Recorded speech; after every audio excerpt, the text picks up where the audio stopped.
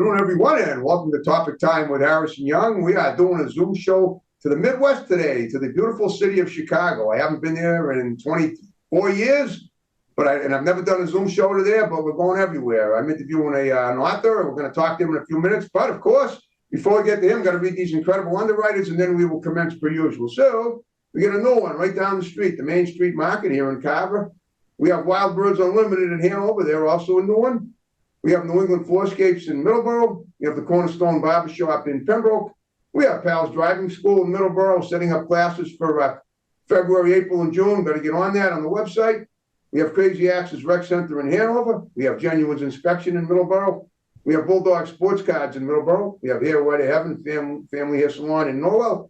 We have Magnitude Strength and Power in Norwell. They're a new one. They're a gym, very nice gym. We have Hanover House of Pizza in Hanover. They make great Sicilian pizza, Greek salads. They have lots of people working there when they deliver. We have good old Dave's Automotive up the road here on Route 58 in Hanson. We got the Gun Runner LLC, the Second Amendment Freedom Store in Middleborough. We got the Auto Shop in Hanover, Master Mechanic Ed Rooney. We have Kingston Auto Body in Kingston. We have DNS Auto Works and Collision Specialists in Abington, also up the road in Route 58. And I want to thank you guys very much. And now on that note, I will introduce, I believe his name is Wells Thompson. Is that it?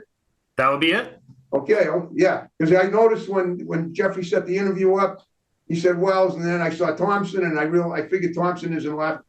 I suppose Thompson could be a first name, but Wells is usually a last name. It is, but it's always cool when a name that's commonly a last name is a first name, like mine. My name used to be more of a last name than a first name, but I love having that as a first name. But we don't even want to get too much off on the subject of you as opposed to the subject of names, but I always like throwing stuff in to make the conversation even less interesting if possible, as if that's possible. And absolutely, got to have a little levity. All right, so tell me about yourself. Jeffrey said you have a bunch of comic books that you wrote, and you also wrote some kind of a scientific thing called a megaton. Is that it? What's that? So I am chiefly a comic book writer, also of novels, but I helm the sci-fi all ages comic Mechaton, which we have the first arc completed of the first 5 issues and are putting out the trade paperback. It is a comic about a glove that turns anything it punches into a mech, and hold up a second. It's a comic about a glove that turns in and does what? So glove.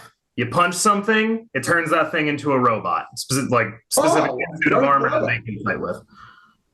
Oh, that's very clever. So you punch a glove and it turns into a robot. Is that it? Well, you take the glove and punch something. So, for example, I see what you mean. Punch a hot dog cart. If you have the glove on your hand, you punch something, it turns into a robot.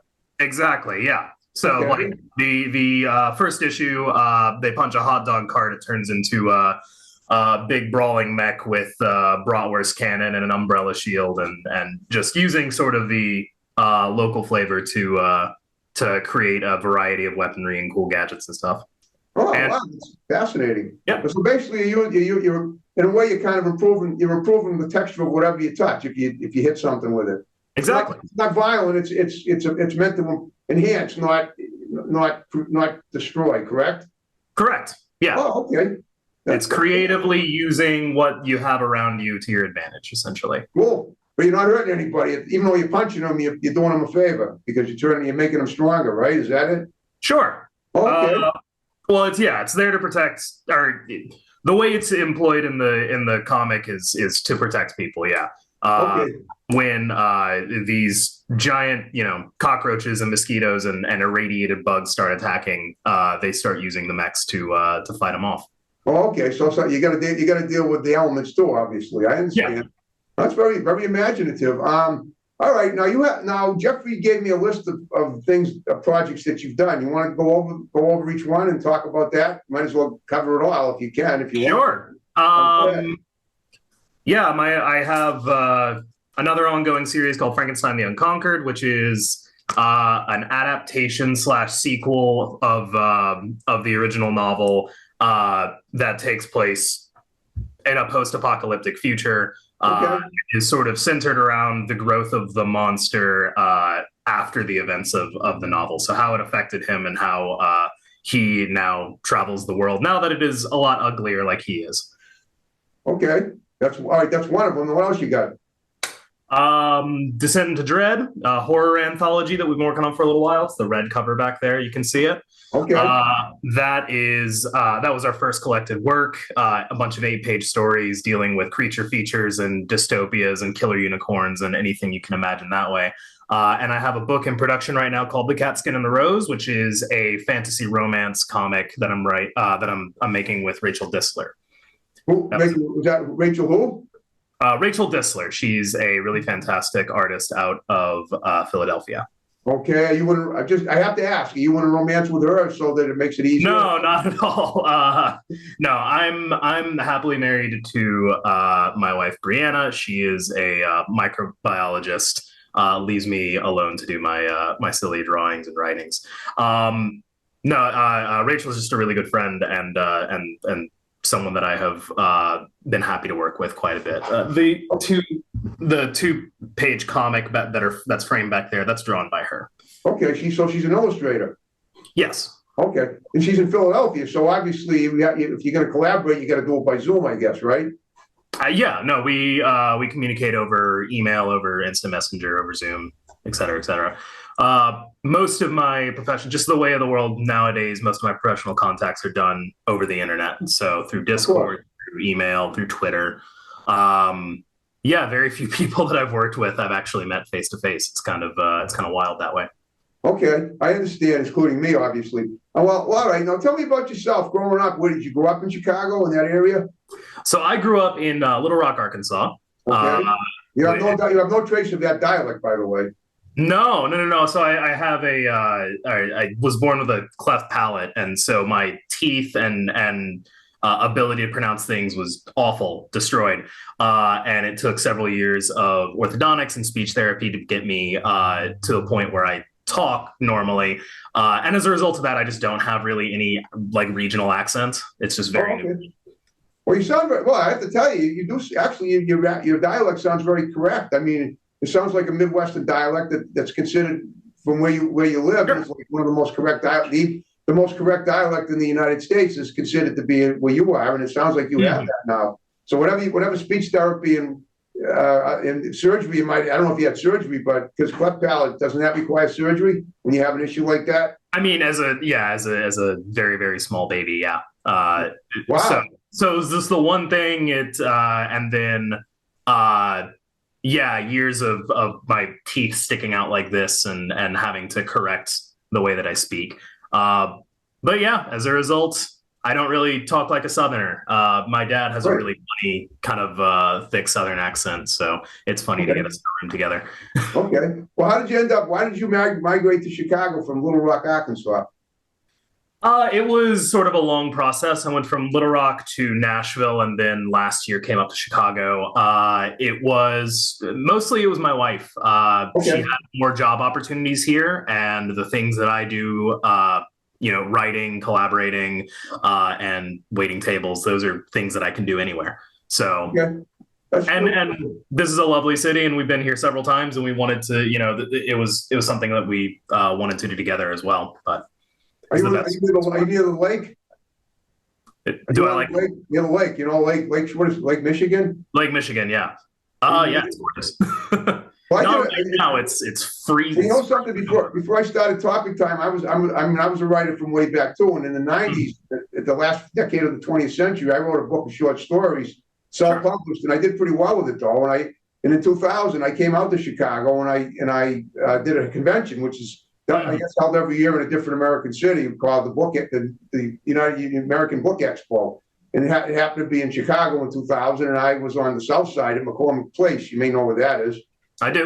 And I remember I wanted to take a walk, and somebody said to me, and it was broad daylight, and they said, you don't want to walk in that neighborhood. And I'd never been to a city before where I was advised not to walk in a certain neighborhood.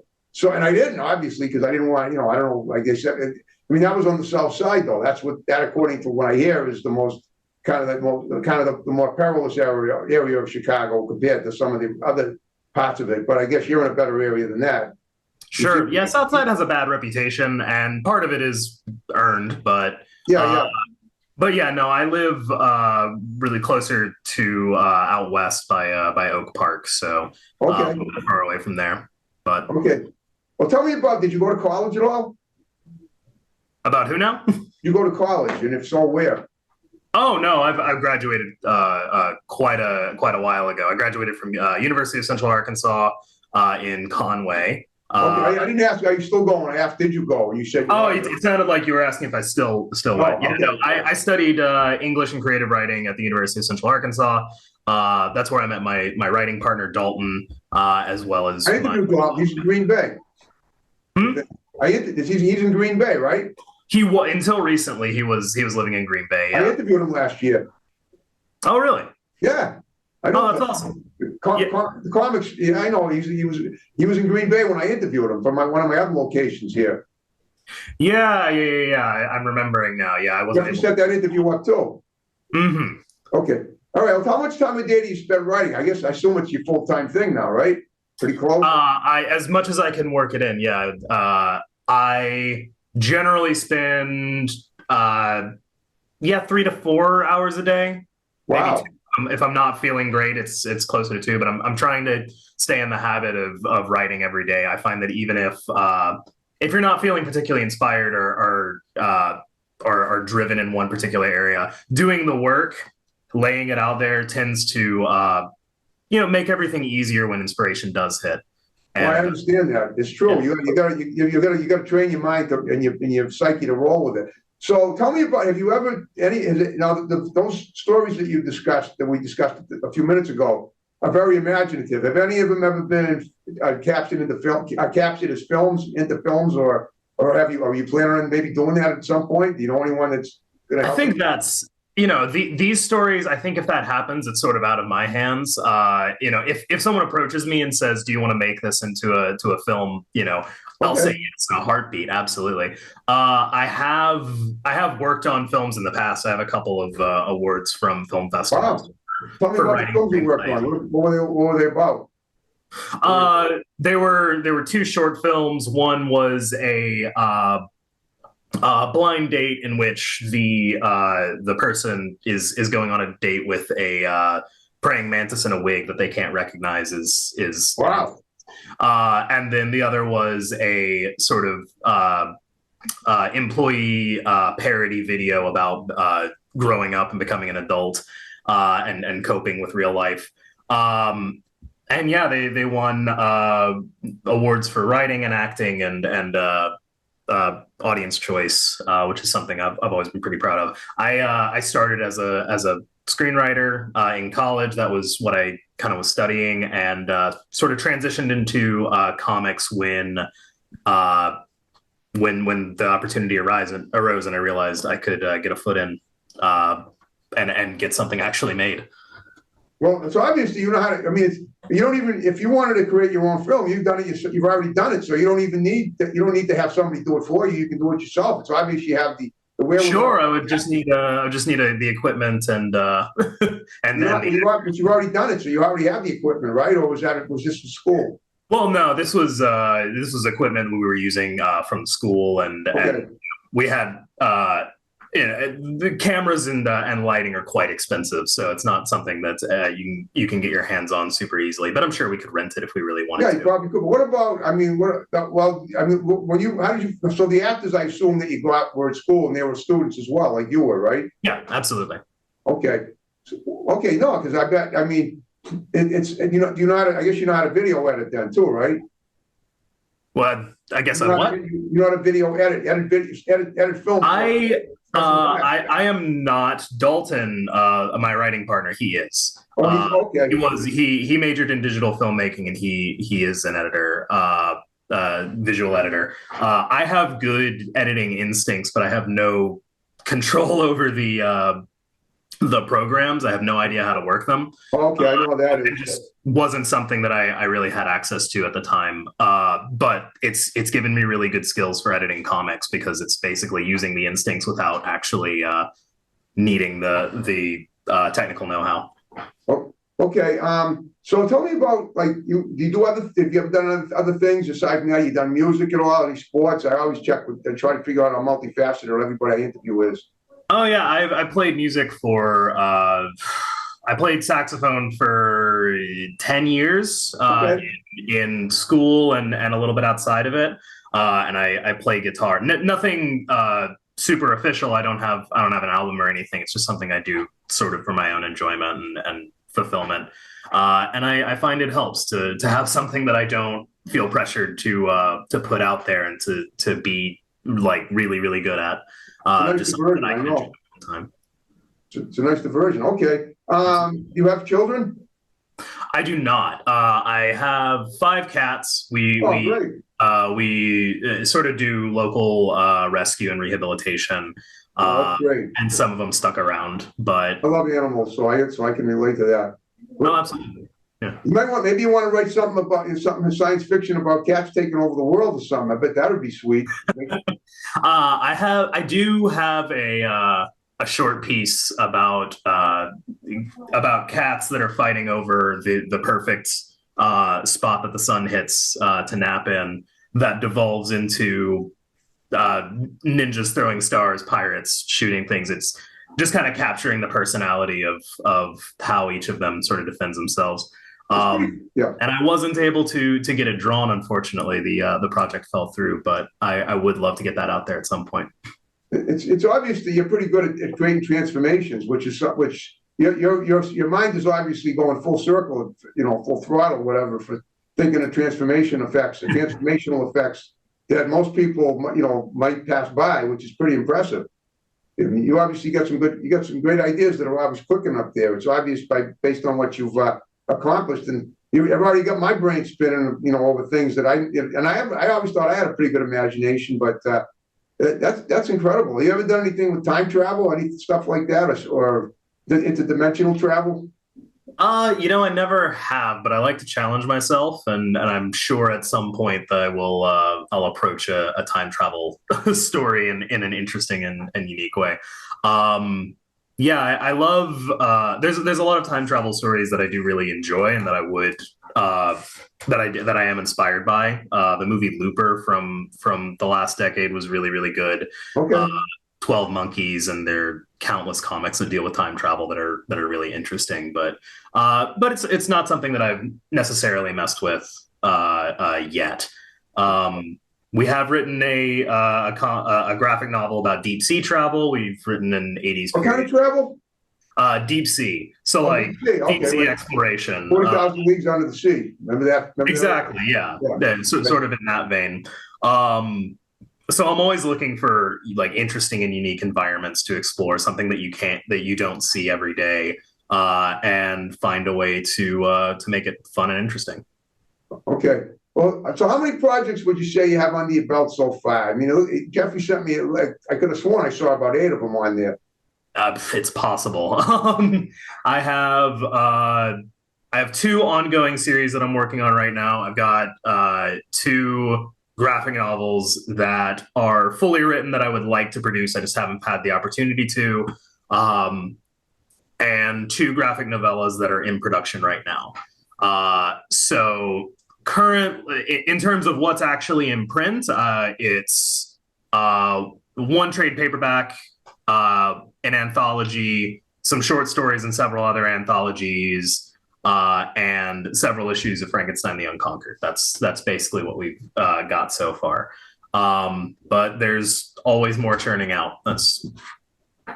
Yeah, I understand. Have you ever won any awards for what you've produced? Any of your writing, any of your comic strips or anything like that, or gotten recognition of any kind in the media at all? In addition to my show. Oh, we got a grantee for Frankenstein the Unconquered for best. You got a what for that? What do they call that?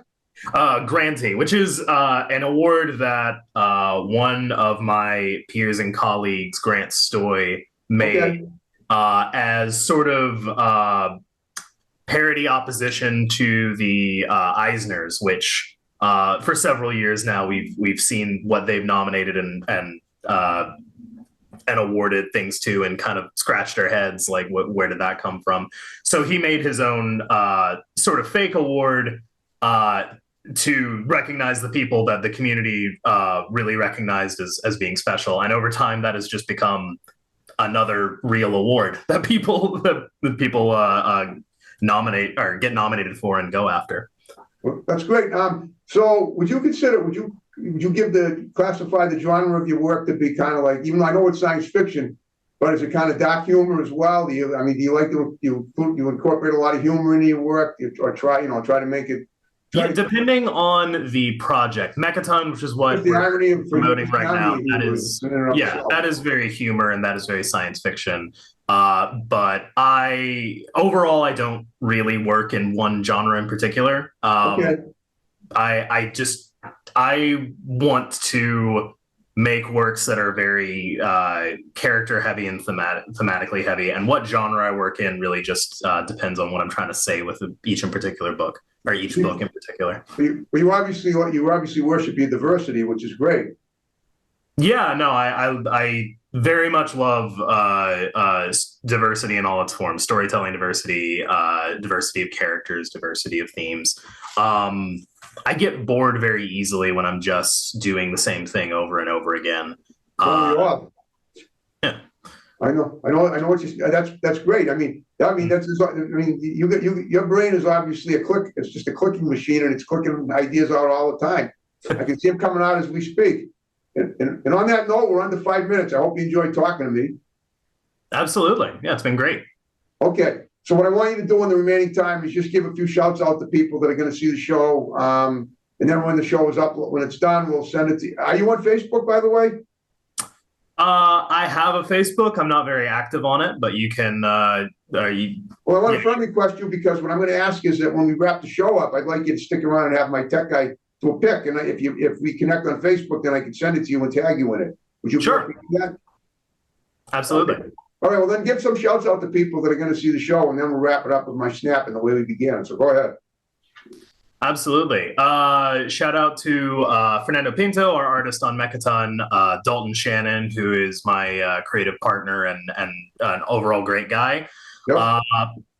Megan Casey and Nathan Kempf, who work on the book with me as well. Andrea Molinari, my editor over at Scout, and Brent Fisher for being a really excellent guy, just overall. He's a friend and colleague in the comics community as well. Shout out to all them. Give a shout out to your wife, maybe. Why not? She's part of your team. Oh, she's not going to watch this. She's not? Okay.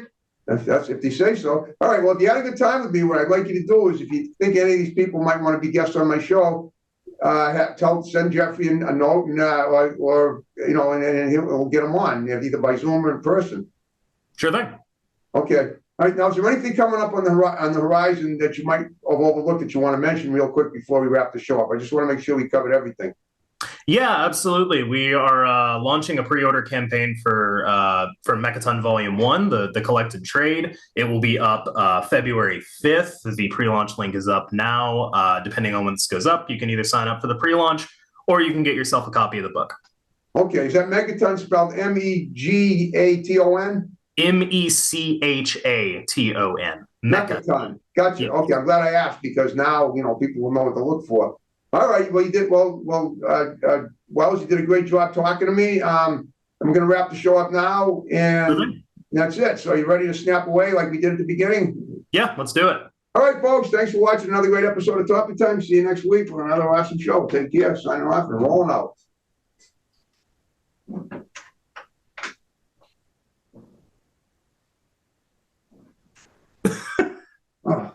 We'll get there. There we go. Sweet.